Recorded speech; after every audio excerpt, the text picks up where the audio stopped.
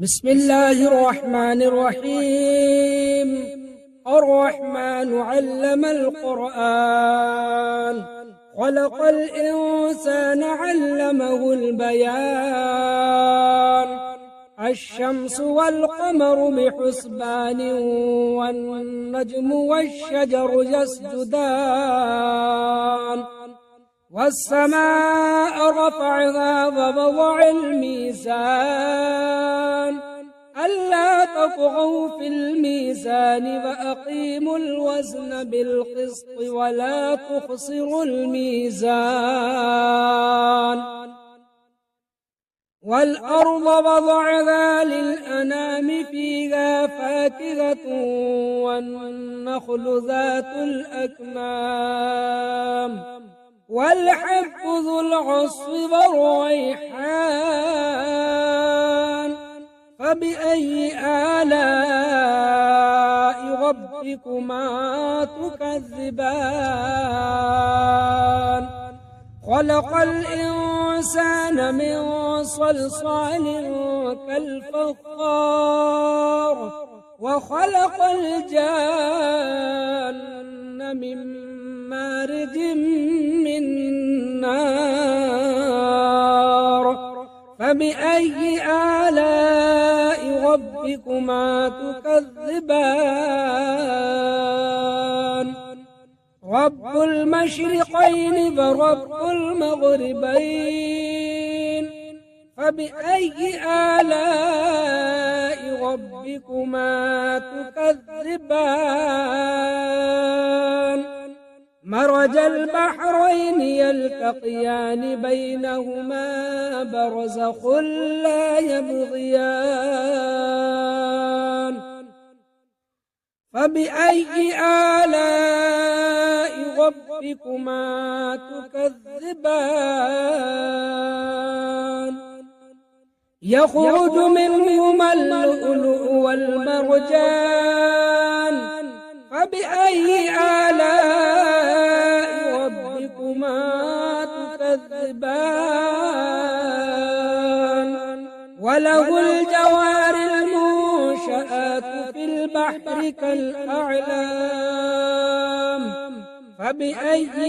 آلاء ربكما تكذبان؟ كل من عليها فان، ويبقى وجه ربك ذو الجلال والإكرام. فبأي آلاء ربكما تكذبان؟ يسأله من في السماوات والأرض، كل يوم هو في شأن. فبأي آلاء ربكما تكذبان؟ سنفرغ لكم أيها الثقلان، فبأي آلاء ربكما تكذبان؟ يا معشر الجن والإنس إن استطعتم أن تنفذوا من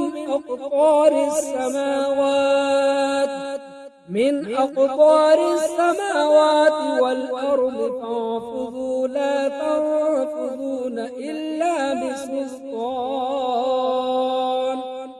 فبأي آلاء ربكما تكذبان؟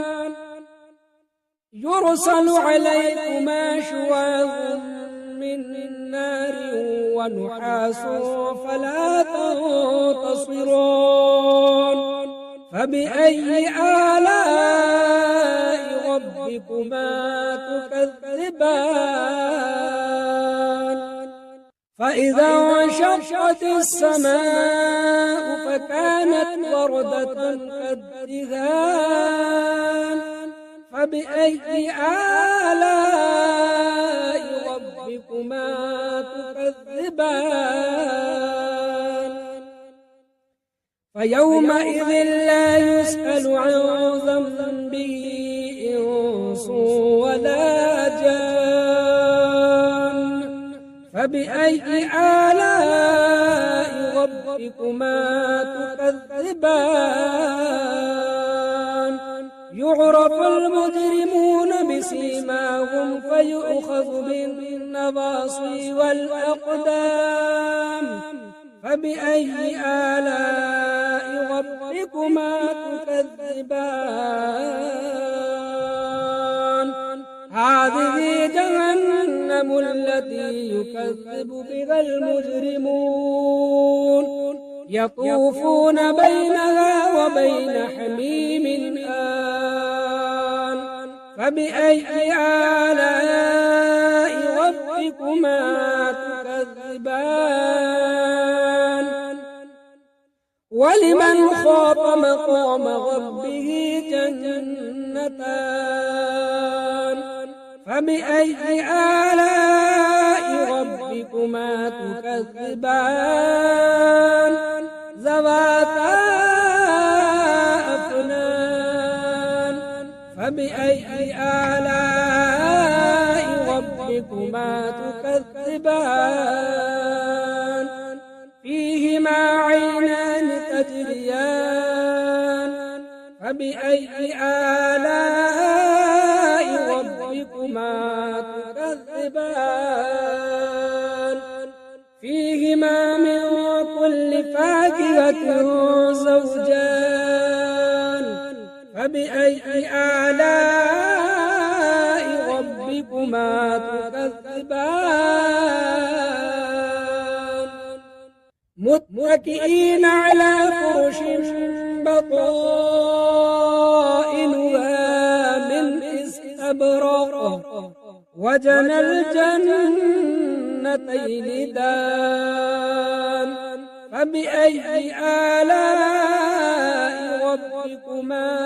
تكذبان فيهن قاصرات الطرف لم يطمثهن إنس قبلهم ولا جان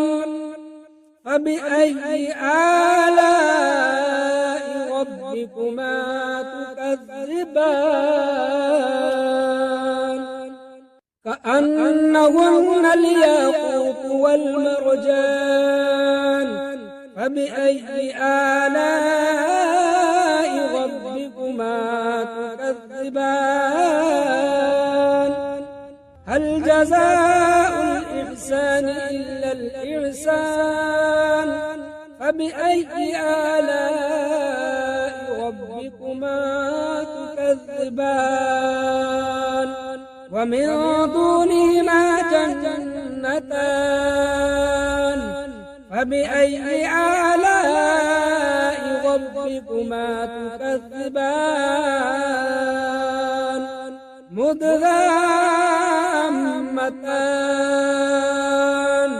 فبأي آلاء ربكما تكذبان فيهما عينان ضاختان فبأي آلاء ربكما تكذبان فيهما فاكهة ونخل ورمان فبأي آلاء ربكما تكذبان فيهن خيرات حسان فبأي آلاء ربكما تكذبان حور مقصورات في الخيام فبأي آلاء ربكما تكذبان لم يطمثهن إنس قبلهم ولا جان فبأي آلاء ربكما تكذبان متكئين على رفرف خضر وعبقري حسان فبأي آلاء ربكما تكذبان تبارك اسم ربك ذي الجلال والإكرام أعوذ بالله من الشيطان الرجيم بسم الله الرحمن الرحيم ياسين والقرآن الحكيم إنك لمن المرسلين على صراط مستقيم تنزيل العزيز الرحيم لتنذر قوما ما أنذر آباؤهم فهم غافلون لقد حق القول على أكثرهم فهم لا يؤمنون إنا جعلنا في أعناقهم أغلالا فهي إلى الأذقان فهم مقمحون وجعلنا من بين أيديهم سدا ومن خلفهم سدا فأغشيناهم فهم لا يبصرون وسواء عليهم أأنذرتهم أم لم تنذرهم لا يؤمنون إنما تنذر من اتبع الذكر فخشي الرحمن بالغيب فبشره بمغفرة وأجر كريم إنا نحن نحيي الموتى ونكتب ما قدموا وآثارهم وكل شيء أحصيناه في إمام مبين واضرب لهم مثلا أصحاب القرية إذ جاءها المرسلون إذ أرسلنا إليهم اثنين فكذبوهما فعززنا بثالث فقالوا إنا إليكم مرسلون قالوا ما أنتم إلا بشر مثلنا وما أنزل الرحمن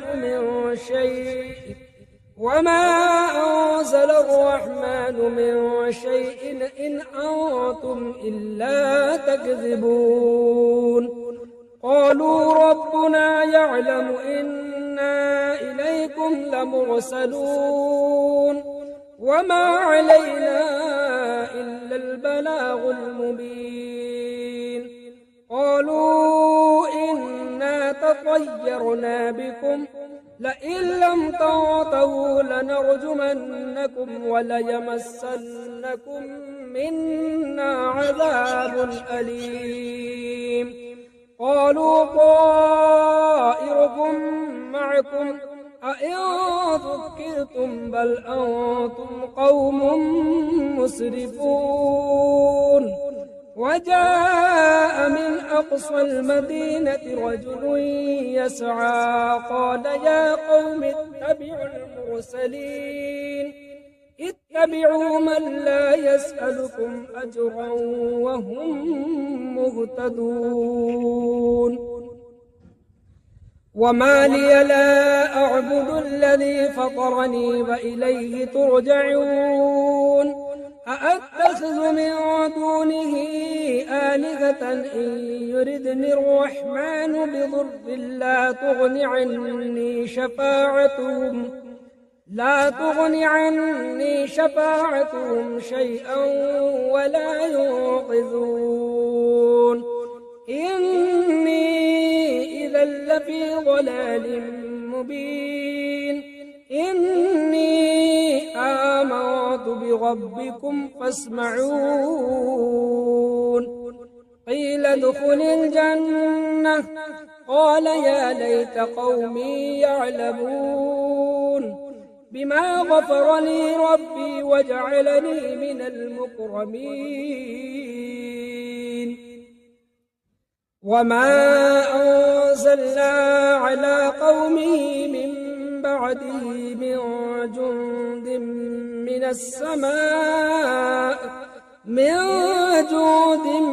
من السماء وما كنا منزلين إن كانت إلا صيحة واحدة فإذا هم خامدون يا حسرة على العباد ما يأتيهم من رسول إلا كانوا به يستهزئون ألم يروا كم أهلكنا قبلهم من القرون أنهم إليهم لا يرجعون وإن كل لما جميع لدينا محضرون وآية لهم الأرض الميتة أحييناها فأخرجنا منها حبا فمنه يأكلون وجعلنا فيها جنات من نخيل وأعناب وفجرنا فيها من العيون ليأكلوا من ثمره وما عملته أيديهم أفلا يشكرون سبحان الذي خلق الأزواج كلها مما تنبت الأرض ومن أنفسهم ومما لا يعلمون وآية لهم الليل نسلخ منه النهار فإذا هم مظلمون والشمس تجري لمستقر لها ذلك تقدير العزيز العليم والقمر قدرناه منازل حتى عاد كالعرجون القديم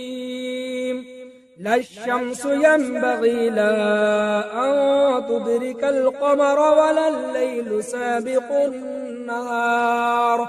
وكل في فلك يسبحون وآية لهم أنا حملنا ذريتهم في الفلك المشحون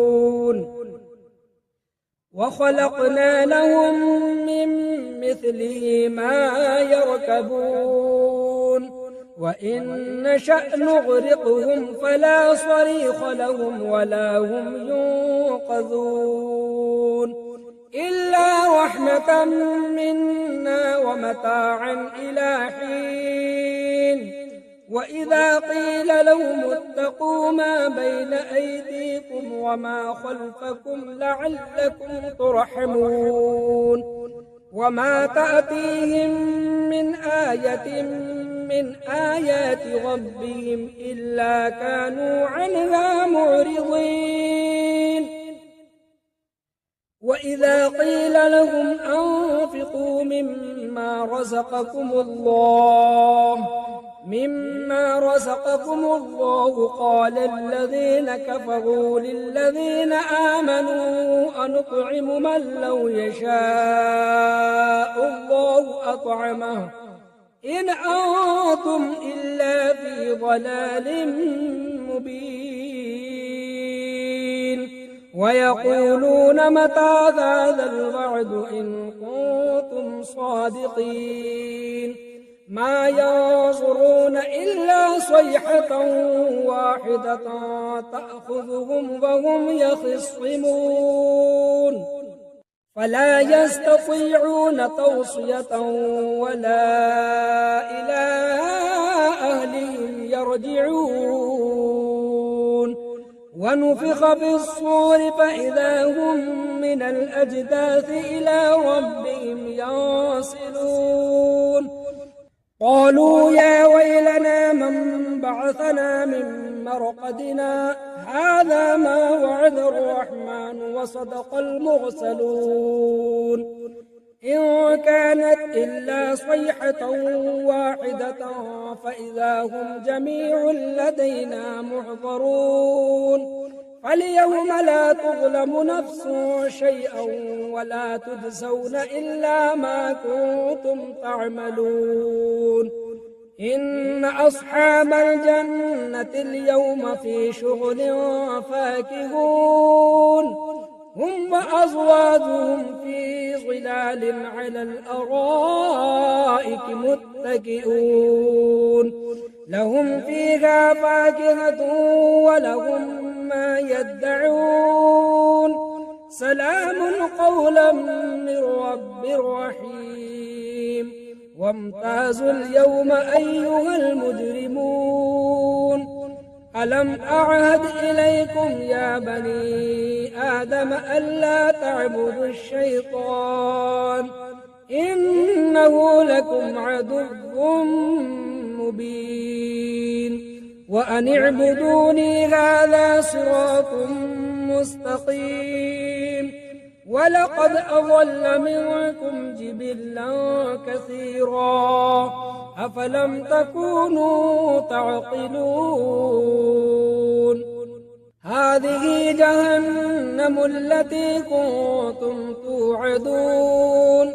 اصلوها اليوم بما كنتم تكفرون اليوم نختم على أفواههم وتكلمنا أيديهم وتشهد أرجلهم بما كانوا يكسبون ولو نشاء لطمسنا على أعينهم فاستبقوا الصراط فأنى يبصرون ولو نشاء لمسخناهم على مكانتهم فما استطاعوا مضيا ولا يرجعون ومن نعمره ننكس في الخلق أفلا يعقلون وما علمناه الشعر وما ينبغي له إن هو إلا ذكر وقرآن مبين لينذر من كان حيا ويحق القول على الكافرين أولم يروا أنا خلقنا لهم مما عملت أيدينا أنعاما فهم لها مالكون وذللناها لهم فمنها ركوبهم ومنها يأكلون ولهم فيها منافع ومشارب أفلا يشكرون واتخذوا من دون الله آلهة لعلهم ينصرون لا يستطيعون نصرهم وهم لهم جند محضرون فلا يحزنك قولهم إنا نعلم ما يسرون وما يعلنون أولم ير الإنسان أنا خلقناه من نطفة فإذا هو خصيم مبين وضرب لنا مثلا ونسي خلقه قال من يحيي العظام فهي رميم قل يحييها الذي أنشأها أول مرة وهو بكل خلق عليم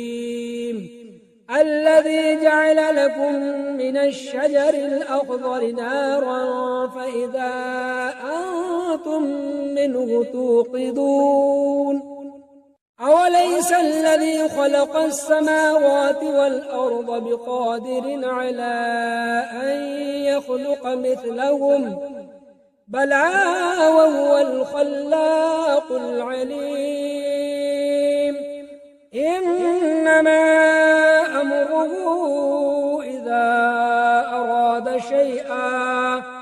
إذا أراد شيئا أن يقول له كن فيكون فسبحان الذي بيده ملكوت كل شيء وإليه ترجعون.